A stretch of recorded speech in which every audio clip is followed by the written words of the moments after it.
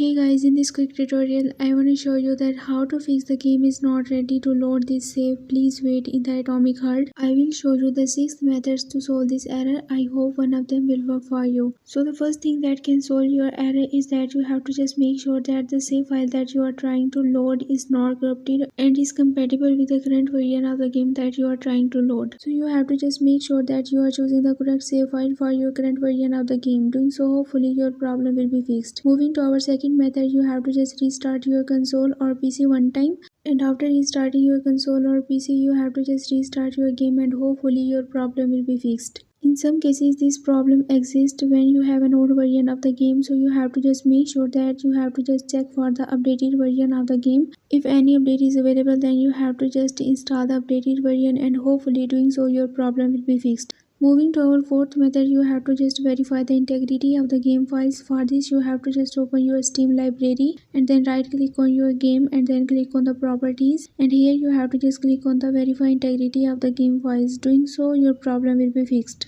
Moving to our fifth method, you have to just clear the cache of your console or PC. For this you have to just open your run box by pressing Windows plus R at once and then search here for the %temp percentage and then press OK. And such type of the interface will open for you. You have to just basically select all of these files by pressing Ctrl A, the shortcut key on your keyboard, and then right click here and then click on the delete. Basically you have to just delete all of these files here. Don't worry, these are the temporary files and it will remove the corrupted file that is causing this error in your gameplay.